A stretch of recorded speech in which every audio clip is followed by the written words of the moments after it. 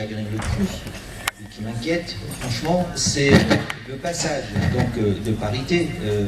Le yuan, dinar yuan, ça signifie quoi? Ça signifie concrètement, pour simplifier les choses, c'est qu'aujourd'hui, nos amis chinois, ils vont libeller la transaction en yuan, et les Tunisiens, pour donc les payer, ils sont obligés de passer par le dollar, et après le dollar, les Chinois vont le convertir en yuan. Donc en fait, il y a le risque de flottement du dollar par rapport au renminbi et le flottement du dinar, de la parité du dinar par rapport au dollar. Donc en fait, si on va passer à ce système de parité, les Tunisiens qui vont donc effectuer des affaires avec la Chine, ils vont pouvoir payer directement les Chinois en yuan. Donc la question ici, étant donné que nous avons un taux de couverture de 3,5%, avec un déficit commercial qui avoisine les 3 milliards, moi je m'interroge, y a-t-il un risque, enfin, d'aggraver ce déficit-là et d'avoir, parce que la facilité en fait de payer directement en yuan, est-ce que ça va stimuler le commerce chinois? A priori, moi a priori je dis oui, il y aura en fait, ce que je crains c'est la déferlante des produits chinois, déjà, voilà.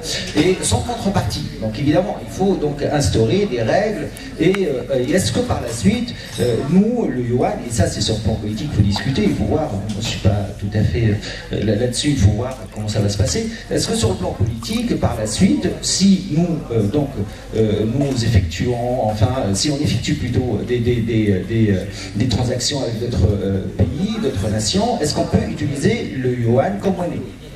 Voilà. Par exemple, est-ce qu'on peut payer le gaz importé de l'Algérie en yuan chinois? Donc voilà, il y a des questions qui se posent. Je suis dans l'interrogation, parce que moi, quand on m'a demandé de faire, j'ai publié un article ce matin, il est sorti sur Leaders, donc sur cette question-là, j'ai commencé à m'intéresser à la question et je suis dans le questionnement. Il y a des projets à faire, ça a été souligné à maintes reprises avec l'Afrique. Je pense que j'ai juste, parce que un certain nombre d'exemples. La Chine, elle peut faire de la Tunisie, comme ça a été dit, une véritable plateforme d'exportation des produits chinois made in tunisien. Donc elle peut par exemple ouvrir des centrales de CSP, d'électricité solaire. On peut envisager de la coopération dans ce domaine. On peut envisager aussi de la coopération pour une centrale combinée de dessalement solaire, d'eau, de mer et production d'électricité solaire.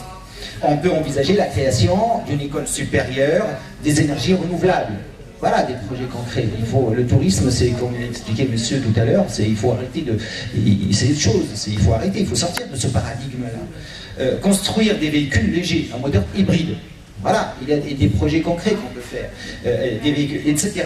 Donc en fait, il faut comprendre que quand on regarde démographiquement, l'Afrique, en 2025, elle va représenter 18% de la population. Donc concrètement, c'est 1,5 milliard de personnes. En 2050, l'Afrique va 4% de la population mondiale, avec plus de 2 millions, presque 2 milliards, plus de 2 milliards, presque 2 milliards et demi d'individus. Donc là, il y a un véritable marché en Afrique, ça a été dit à maintes reprises, ça a été souligné par les différentes interventions, c'est très bien.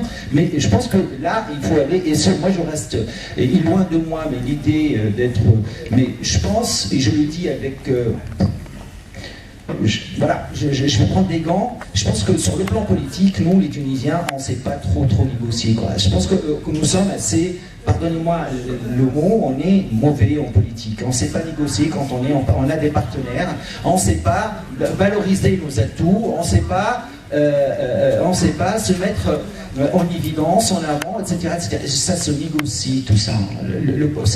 La composante politique est inhérente à l'économie. Et ça, il faut vraiment bien discuter que économie, rester économie. Il n'y a pas pire qu'un économiste qui a fait que des études d'économie. C'est Frédéric Van Hayek qui disait ça. C'est pas moi, c'est un ultralibéral qui dit ça. Il n'y a pas pire qu'un économiste qui a fait que de l'économie. Donc, la dimension sociale, politique, culturelle, les spécificités, c'est une importance capitale. d'une importance capitale. Et ça, cet aspect politique, aujourd'hui, avec nos amis chinois, je pense qu'on doit apprendre à les connaître. Nous ne connaissons pas cette culture-là. Il faut commencer par là, connaître la Chine. C'est quoi sa civilisation, son histoire, etc. Comment mieux les appréhender, etc. Mais c'est des gens, je pense que l'avenir leur appartient. C'est le centre névralgique du monde désormais, c'est le sud-est asiatique. On voit très bien aujourd'hui